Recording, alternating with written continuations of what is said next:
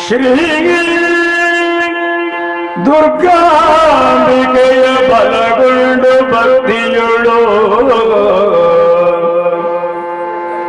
ಅಂಬಿಕಾರ ಸುತ ವಿಘ್ನರಾಜನ ಹಿರಿದು ಸಂಸ್ತುತಿಸಿ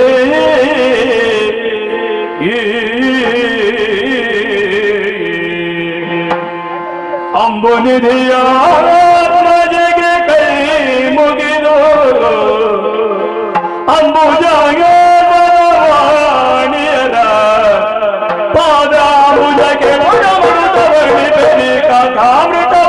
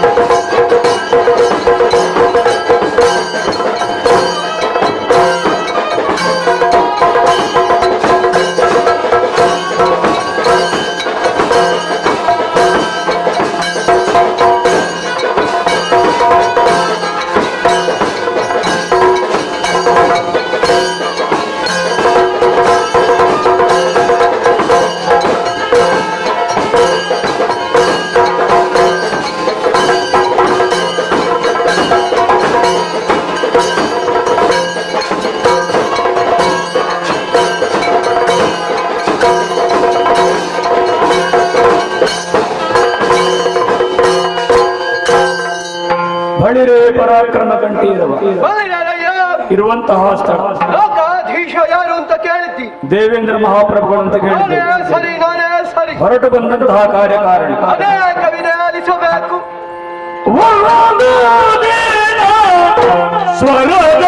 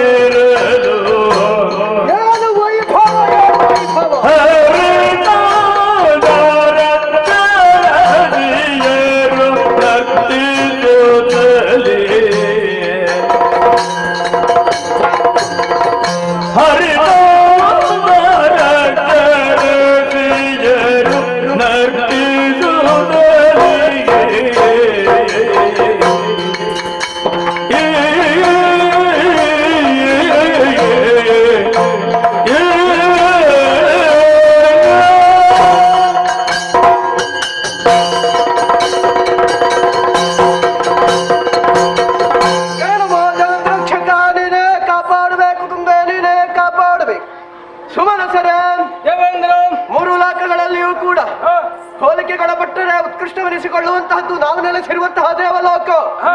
ಹುಟ್ಟಿದ್ದು ನಾನು ಭೂಲೋಕದಲ್ಲಿ ಆದರೂ ಕೂಡ ಮಾಡಿದಂತಹ ಸತ್ಕರ್ಮಗಳ ಫಲವಾಗಿಯೂ ಪೂರ್ವಜನ್ಮದ ಪುಣ್ಯದ ಫಲವಾಗಿಯೂ ದೇವಲೋಕವನ್ನು ಪಡೆಯುವಂತಹ ಸುಯೋಗ ನನ್ನ ಪಾಲಿಗೆ ಒದಗಿ ಬಂತು. ಮೇಘವಂತ ಪರ್ವತವನ್ನು ಏರಿ ಶತಯಾಗಗಳನ್ನು ಮಾಡುವ ಮುಖೇನವಾಗಿ 100ನೇ ಯಾಗದಲ್ಲಿ ತ್ರಿಮೂರ್ತಿಗಳು ಒದಗಿ ಬಂದು ಪ್ರಸಾದ ರೂಪದಲ್ಲಿ ಈ ದೇವಲೋಕದ ಗತ್ತುಗೆಯನ್ನು ನನ್ನ ಪಾಲಿಗೆ ಒದಗಿಸಿಕೊಟ್ಟವರು. ಮನ್ವಂತರಕ್ಕೆ ಒಬ್ಬನೇ ಇಂದ್ರ ಎಂಬಂತಹ ಮಾತುಗಳನ್ನಾಡಿ ಹೇಗೆ ಆಡಳಿತವನ್ನು ನಡೆಸಬೇಕು, ಹೇಗೆ ಎಲ್ಲರನ್ನು ನೋಡಿಕೊಳ್ಳಬೇಕು ಎಂಬಂತಹ ನಿರ್ದೇಶನವನ್ನು ಮಾಡಿ ನನ್ನನ್ನು ಅನುಗ್ರಹಿಸಿದವರಿದ್ದಾರೆ. ಈ ಸುರಗತ್ತಿಯಲ್ಲಿ ಕುಳಿತಂತಹ ಸಂದರ್ಭ ಎಡಬದಿಗಳಲ್ಲಿ ಇಕ್ಕೆಲೆಗಳಲ್ಲಿಯೂ ಕೂಡ ವರುಣ, ವಾಯು, ಕುಬೇರ, ಅಗ್ನಿ ಮುಂತಾದಷ್ಟ ನೀವೆಲ್ಲರೂ ಕೂಡ ಸೇರಿದವರಿದ್ದೀರಿ. ಸಂತೋಷವೆನಿಸುತ್ತದೆ. ಸುರಭಿ ಎನ್ನುವಂತಹ ಧೇನು, ಕಲ್ಪಿಸಿದ್ದನ್ನು ಕಲ್ಪಿಸುವಂತಹ ಕಲ್ಪವೃಕ್ಷ, ಕಾಮಿಸಿದ್ದನ್ನೆಯುವಂತಹ ಕಾಮಧೇನು ಇತ್ಯಾದಿ ಸುವಸ್ತುಗಳು ಲೋಕದಲ್ಲಿ ನೆಲೆಸಿರುವಾಗ ನಮಗೆ ಮನಸ್ಸಿಗೆ ಬಹಳಷ್ಟು ಸಂತೋಷವಾಗುತ್ತಾ ಉಂಟು. ಅಷ್ಟು ಮಾತ್ರವಲ್ಲ, ಮನಸ್ಸಿಗೆ ಬೇಸರವಾದಾಗ ನಮ್ಮೆದುರಿಗೆ ಬಂದು ನರ್ತಿಸುವುದಕ್ಕೆ ಬೇಕಾಗಿ ರಂಭಾದಿ ತರುಣಿಯರೇ ನೆರೆದವರಿದ್ದಾರೆ.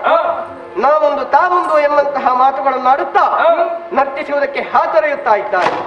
ನಮ್ಮ ಮನಸ್ಸನ್ನು ತಡಿಸಿದ ನಂತರದಲ್ಲಿ ಬೇಕಾದಂತಹ ಉಡುಗೊರೆಗಳನ್ನು ಅವರೆಲ್ಲರೂ ಕೂಡ ಪಡೆದುಕೊಂಡು ಸ್ವಸ್ಥಾನವನ್ನು ಸೇರುವವರಿದ್ದಾರೆ. ಇಂತಹ ದೇವಲೋಕದ ವೈಭಾಗವನ್ನು ಅನುಭವಿಸುವಂತಹ ನಾವುಗಳು ಯಾವತ್ತಿಗೂ ಕೂಡ ಹಿಂದೆ ನಡೆದಂತಹ ಘಟನೆಯನ್ನು ಮರೆಯುವುದಕ್ಕೇ ಬಾರದು. ಏನು ಬಲ್ಲಿರೋ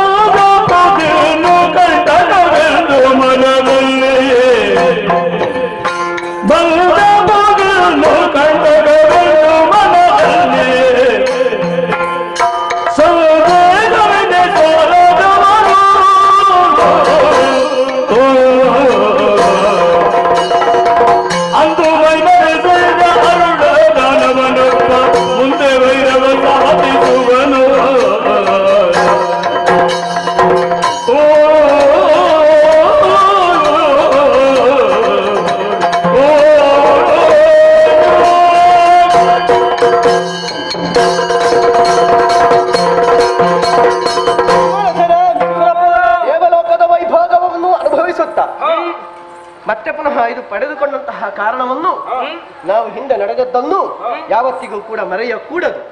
ಅದೆಷ್ಟು ಕಷ್ಟವನ್ನು ನಾವು ಅನುಭವಿಸಿದವರಿದ್ದೇವೆ. ಶುಂಭವದೆಯ ಕಾಲದಲ್ಲಿ ನಮಗೆ ಅಭಯವನ್ನು ಕೊಟ್ಟವಳು ಮಹಾಮಾತೆ. ಅವಳ ಅಭಯದ ಮುಖೇನವಾಗಿ ನಾವು ಗೌಪ್ಯವಾಗಿದ್ದುಕೊಂಡು ಅವಳ ಲೀಲೆಯನ್ನು ಕಂಡವರು ಸಂತೋಷಗೊಂಡವರು. ಆ ಹೊತ್ತಿಗೆ ಶುಂಭದಾನವನ ಪರವಾಗಿ ಬಂದಂತಹವನು ಅರುಣದಾನವ. ಆತನ ಮಂತ್ರಿ ಇದ್ದಾನೆ. ತಾಯಿಯ ಘೋರ ರೂಪವನ್ನು ಕಾಣುವುದಕ್ಕಾಗದೆ ಆಕೆಯನ್ನು ಕಂಡು ಸಹಿಸುವುದಕ್ಕಾಗದೆ ಹೆದರಿ ಮೈಮರಿಸಿಕೊಂಡವ. ಒಂದು ಮೈಮರಿಸಿರ್ಪ ಅರುಣದಾನವನವ. ಮುಂದೆ ವೈರವ ತಾಳುತ್ತ ಈ ದೇವಲೋಕಕ್ಕೆ ಬಂದರೆ ಏನು ಮಾಡುತ್ತೀರಿ?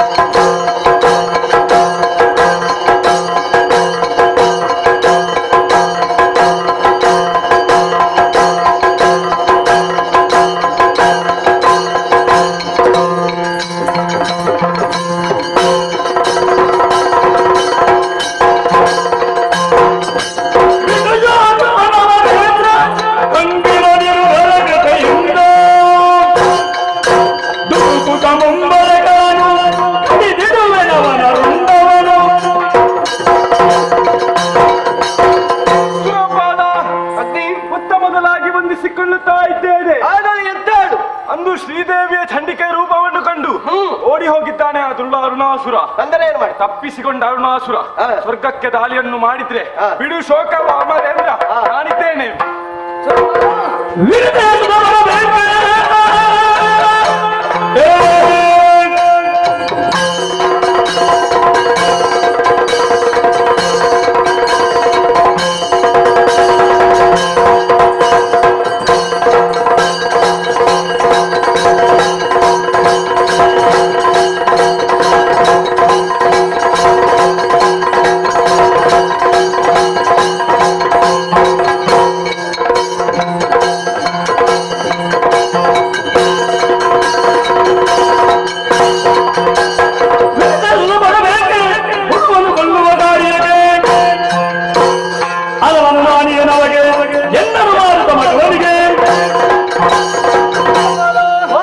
ಮೊದಲಾಗಿ ಒಂದು ತುಳ್ಳುತ್ತಾ ಇದ್ದೇನೆ. ಈ ಹಿಂದೆ ಶ್ರೀದೇವಿಯ ಚಂಡಿಕೆ ರೂಪವನ್ನು ನೋಡಿ ರಣಹೇಡಿಯಂತೆ ರಣಕ್ಷೇತ್ರದಿಂದ ಕಾಲ್ಕಿತ್ತಿದ್ದಾನೆ. ಹೌದು ದೇವೇಂದ್ರ, ಏನು? ಒಂದು ಸಣ್ಣದಾದ ಹುಳವನ್ನು ಓಡಿಸುವುದಕ್ಕೆ ವಿನತೆಯ ಸುತ್ತ ವೈನತೆಯ ಅಗತ್ಯವಿದೆಯೇ? ಖಂಡಿತವಾಗಿಯೂ ಇಲ್ಲ. ಅವನು ಬಂದರೆ ಎದುರಿಸುವ ಸಾಮರ್ಥ್ಯ ನನ್ನಲ್ಲಿದೆ. ಬಿಡು ಚಿಂತೆ.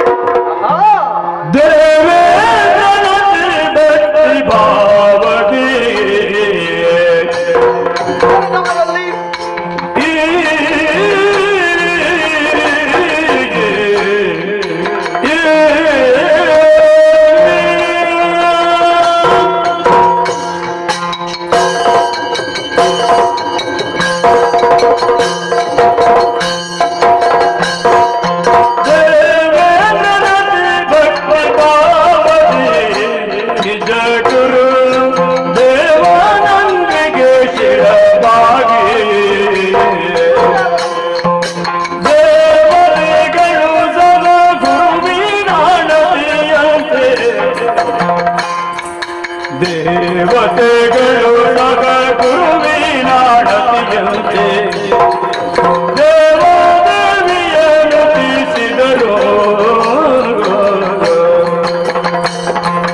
ದೇವೇಂದ್ರನದಿ ಭಾವದಿ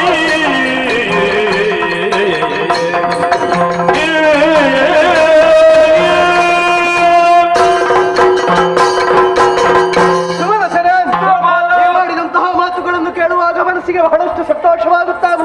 ಶೂರರಿದ್ದೀರಿ, ಧೀರರಿದ್ದೀರಿ, ಮನಸ್ಸಿಗೆ ಬಹಳಷ್ಟು ಸಂತೋಷವನ್ನೇ ಕೊಡುವವರಿದ್ದೀರಿ. ಸಮರಾಂಗಣದಲ್ಲಿ ಎದುರಾಳಿಗಳನ್ನು ಬಡಿದೋಡಿಸುವವರಿದ್ದೀರಿ. ನನಗೆ ನಿಮ್ಮ ಮೇಲೆ ಅನುಮಾನವನ್ನು ಕೇಳಿದ್ದಲ್ಲ, ನಿಮ್ಮ ಮೇಲಿನ ಅನುಮಾನದಿಂದ ಪ್ರಶ್ನೆ ಕೇಳಿದೆನೆಂಬಂತಹ ಭಾವನೆ ಬರುವುದು ಬೇಡ. ನಿಮ್ಮದಂತಹ ಜಾಗರೂಕ ಮನಸ್ಸು ಎಷ್ಟರ ಮಟ್ಟಿಗೆ ಪ್ರಾಬಲ್ಯದಲ್ಲಿ ಉಂಟು ಎಂಬುದನ್ನು ನಾನು ಅರಿತುಕೊಳ್ಳುವುದಕ್ಕೆ ಬೇಕಾಗಿ ಕೇಳಿದನಷ್ಟೇ. ಸಂತೋಷವಾಗುತ್ತಾ ಉಂಟು. ನೆರೆದಂತಹ ಸಭೆಯಲ್ಲಿ ಮುಂಭಾಗದಲ್ಲಿ ಗುರುದೇವನಾದಂತಹ ಬೃಹಸ್ಪತಿ ಆಚಾರ್ಯರು ಕುಳಿತವರಿದ್ದಾರೆ. ಆತರ ಪಾದಂಗಳಿಗೆ ನಮಿಸುತ್ತಾ ಅವರು ಹೇಳುತ್ತಾ ಇದ್ದಾರೆ, ಕೇಳಿದಿರಾ? ದೇವಿಯರನ್ನು ಚೆನ್ನಾಗಿ ನೃತಿಸಿ ನಿಮಗೆ ಒಳ್ಳೆಯದಾಗುತ್ತದೆ ಎಂಬುದಾಗಿ ಅವರ ನಿರ್ದೇಶನವನ್ನು ನಾವು ಯಾವತ್ತಿಗೂ ಪಾಲಿಸಬೇಕು. ಹಾಗಾಗಿ ಅವರು ಹೇಳಿದ ರೀತಿಯಲ್ಲಿಯೇ ದೇವಿಯರನ್ನು ನೃತಿಸುವುದಕ್ಕೆ ಬೇಕಾಗಿ ಮುಂದುವರಿಯುವ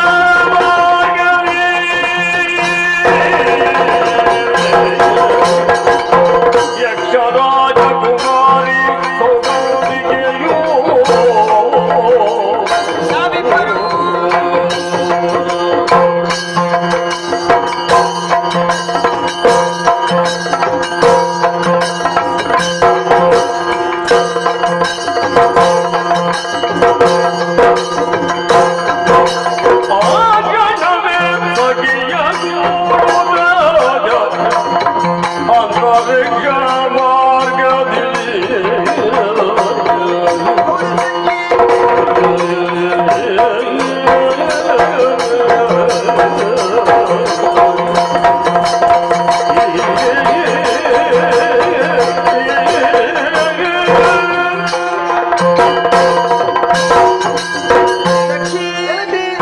ಆನಂದ ಸಾಗರ ಸಂತೋಷದ ಆಗಲಿ ಇಳಿಸಿಕೊಂಡಿದೆ ನಮ್ಮ ಈ ದೇವಲೋಕ.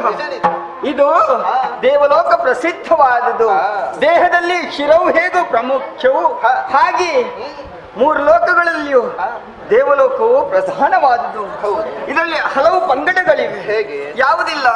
ಯಕ್ಷಲೋಕ, ಕಿನ್ನರರು, ಕಿಂಪುರುಷರು, ಉರಗರು, ಸಿದ್ಧರು, ಸಾಧ್ಯರು. ನಮ್ಮ ಲೋಕ ಯಾವುದು? ಯಕ್ಷಲೋಕ. ಯಕ್ಷಲೋಕದವರು ನನ್ನ ತಂದೆ ಯಕ್ಷ ಮಹಾರಾಜ, ಅವರ ಪ್ರೀತಿಯ ಮಗಳು ನಾನು. ಸೌಗಂಧಿಕೆ ಅನ್ನುವ ಹಾಗೆ ನನ್ನನ್ನು ಪ್ರೀತಿಯಿಂದ ಕರೆಯುತ್ತಾ ಇದ್ದಾರೆ. ಹಾಗೆ ನೀ ನನಗೆ ಸಖಿ, ಮಂತ್ರಿಯ ಮಗಳು. ಆದರೂ ನಿನ್ನನ್ನು ತಂಗಿಯಂತೆ ನಾನು ನೋಡಿಕೊಂಡು ಬಂದಿದ್ದೇನೆ. ಸಂತೋಷವಾಗುತ್ತಾ ಇತ್ತು ಈ ಯಕ್ಷಲೋಕದಲ್ಲಿ. ಆದ್ರೆ ಇತ್ತೀಚೆಗೆ ಯಾಕೋ ಏನೋ ಮನಸ್ಸಿಗೆ ಬೇಸರ ಆವರಿಸಿಕೊಂಡಿದೆ. ಬೇಸರ? ನೋಡಿದನ್ನೇ ನೋಡುವುದು, ಕುಣಿದದನ್ನೇ ಕುಣಿಯುವುದು, ಹಾಡಿದನ್ನೇ ಹಾಡುವುದು, ಆಘ್ರಾಣಿಸಿದನ್ನೇ ಆಘ್ರಾಣಿಸುವುದು. ವ್ಯತ್ಯಾಸ ಎಂಬುವುದಿಲ್ಲ. ಮನಸ್ಸಿಗೆ ಏನೋ ಬದಲಾವಣೆಯನ್ನು ಕಾಣಬೇಕೆನ್ನುವಂತ ಆಸೆ ಅಧಿಕವಾಗುತ್ತಾ ಇದೆ. ಹೇಗದು? ಆದ್ದರಿಂದ ಈ ಲೋಕ ಬಿಡಬೇಕಂತ ಆಲೋಚನೆ ಮಾಡಿದ್ದೇನೆ. ಈ ಲೋಕ ಬಿಟ್ಟು ಬರ್ಲಿಕ್ಕುಂಟು, ಮತ್ತೆ ಬಿಟ್ಟು ಹೋಗುವುದೇ ಅಲ್ಲ, ಭೂಲೋಕಕ್ಕೆ ಹೋಗಬೇಕು. ಅಲ್ಲಿ ನಿತ್ಯ ನೂತನವಾದಂತಹ ಪ್ರಪಂಚ ಅದು. ಈ ಕ್ಷಣ ಇದ್ದದ್ದು ಅರಕ್ಷಣ ಇರುವುದಿಲ್ಲಂತ. ಬದಲಾವಣೆ ಆಗುತ್ತಲೇ ಇರುತ್ತದೆ. ನಿತ್ಯ ನೂತನವಾದಂತಹ ಪ್ರಪಂಚ, ಆ ಭೂಲೋಕವನ್ನು ಕಾಣಬೇಕೆನ್ನುವಂತ ಆಸೆ ಅಧಿಕವಾಗುತ್ತಾ ಇದೆ. ಆದ್ದರಿಂದ ನಾನು ತಂದೆಯಿಂದ ಒಪ್ಪಿಗೆಯನ್ನು ಪಡೆದುಕೊಂಡಿದ್ದೇನೆ. ನೀನು ನನ್ನ ಜೊತೆ ಬರ್ತೀಯಾ? ಏನು ಬಿಟ್ಟಿದ್ದವಳು ನಾನಿದ್ದಾನೆ, ಹಾಗಾಗಿ ಸಿದ್ಧರಾಗಿ ಬಂದವಳು. ಹೌದಾ? ನನ್ನ ಜೊತೆಯಲ್ಲಿ ಬರ್ತೀಯಾ? ಮತ್ತೆ ತಡೆಯಾಗಿ ಹೀಗೆ ಹೋಗುವುದಲ್ಲ. ನನ್ನ ಅಪ್ಪ ನನಗೆ ವಿಮಾನ ಕೊಟ್ಟಿದ್ದಾರೆ. ವಿಮಾನ? ಪುಷ್ಪಕ ವಿಮಾನ. ಹೌದು, ಅಲ್ಲೇ ಹತ್ತಿರದಲ್ಲಿ ಉಂಟು. ಆಕಾಶ ಮಾರ್ಗವಾಗಿ ಭೂಲೋಕದತ್ತ ಸಾಗೋಣವೇ? ಸರಿ ಸರಿ, ಹೋಗೋಣ ಹೋಗೋಣ.